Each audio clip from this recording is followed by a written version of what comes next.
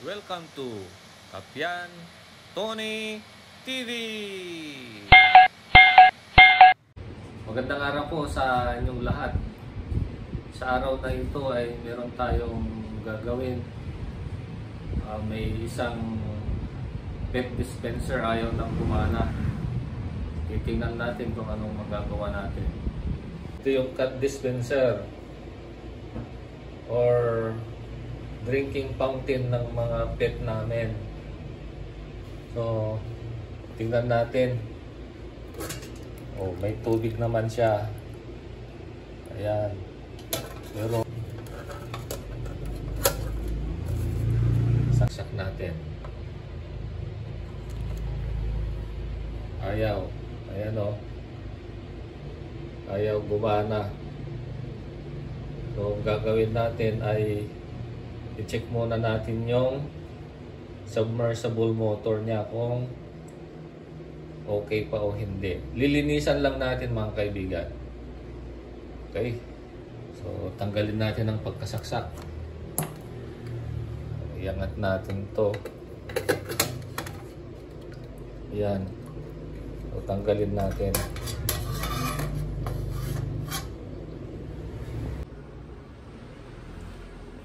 So, ito mga kaibigan, no? Ito yung submersible motor niya. So, tanggalin muna natin sa pagkaka cable tie.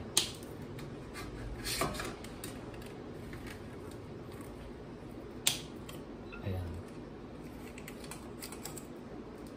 Tanggalin natin. Ayan. Kung makikita na natin mga kaibigan, no? Parang matagal na nakababad kasi nagkaroon na siya ng mga scale. Ayan, no? Meron tayong binubuksan dito mga kaibigan. Ito. Okay. Ito. Buksan natin to. Ayan. Ayan. So, ayan mga kaibigan. Tinanggal natin ito, yan.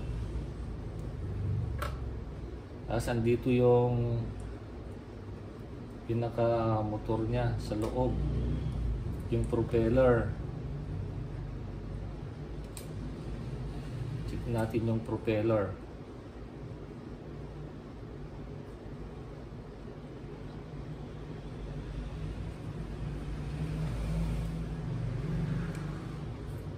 Yan. Nabubuksan ito mga kaibigan, ha. Ito. Ayan, so tinanggal natin ito. Binuksan natin ito. So, lilinisan natin ngayon. Lilinisan natin ito. Okay? Nandito tayo ngayon sa may faucet. Ayan. May running water. Check natin. Kasi kung minsan maraming kwan dito mga kaibigan, madumi, kailangan din niyang malinis.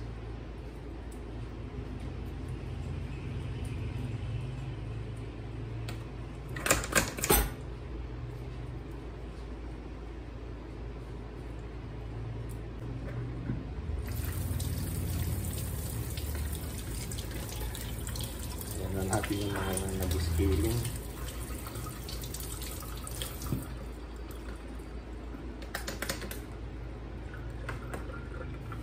Kung ayaw umikot, talagang sira na ito.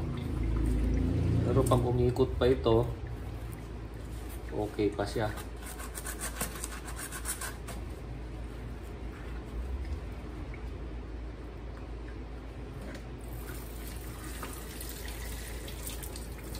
Submersible motor.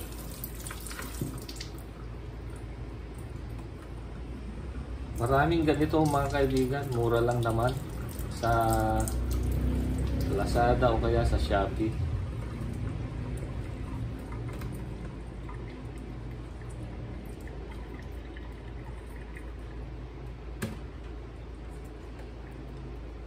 Oh. Natanggal na yung mga dumi-dumi dito. Dito nagpupundo yung mga dumi, mga kaibigan. Diyan. Kaya kung minsan napipigilan ng pag-ikot ng motor. Kaya dapat malinis. Malinis ito. Tapos konting laro-laro lang itong ano. So, testingin na natin ngayon.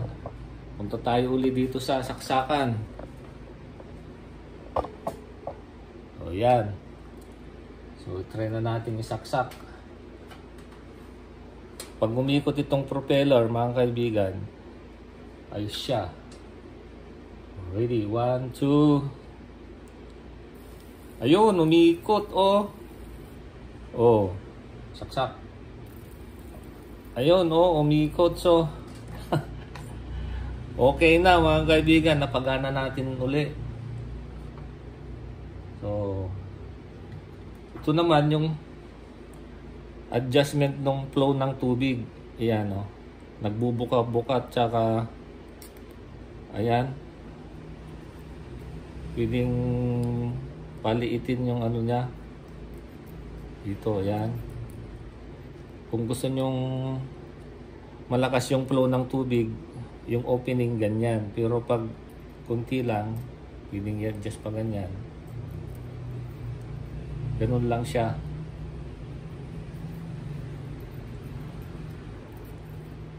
So, yun to yung adjustment ng flow ng tubig.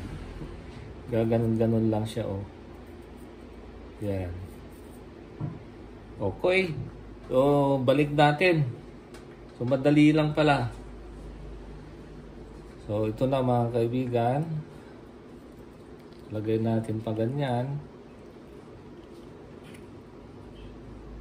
Balik natin siya uli. Yan. Tapos itong cover niya. So, pagkalagay is baliktad. Pag ganyan. Ayan. So, kung titingnan nyo yung pag ganyan, kung konti, pag ibuka mo pag ganyan, lalakas. So, balik natin to. Oh. Gusto ko malakas, ay ito, mga kaibigan. Ilagay ko. Pull ko doon. Kung katamtaman lang, dito sa gitna. Pero pag gusto mong malakas, doon. Yan. Kung gagawin ko ngayon, ikakabultay ko siya uli. Tapos, lalagyan na natin sa dispenser para makainom na yung mga pet natin, yung mga pusa. So, ito na, mga kaibigan. Ilagay na natin. Ang gagawin natin ay ito, doon sa butas. Ayan. Tapos, kakabultay natin. Siguro dito.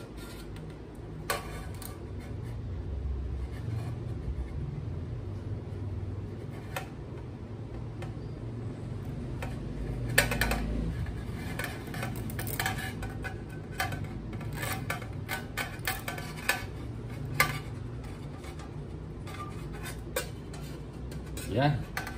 Ayan. Kahit isang display icon lang, kabultay, okay na. Pero mas maganda kung dalawa para hindi ganong gagalaw. Isang baka dito.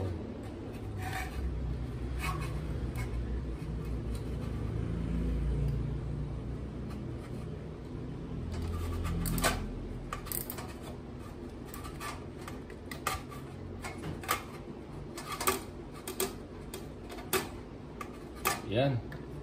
Puputulin na lang yung sobra. Ito.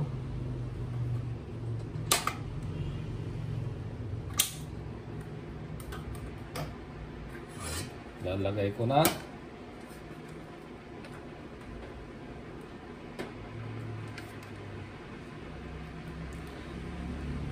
Lalagay na natin. So yan, mga kaibigan. Talagay na, saksak.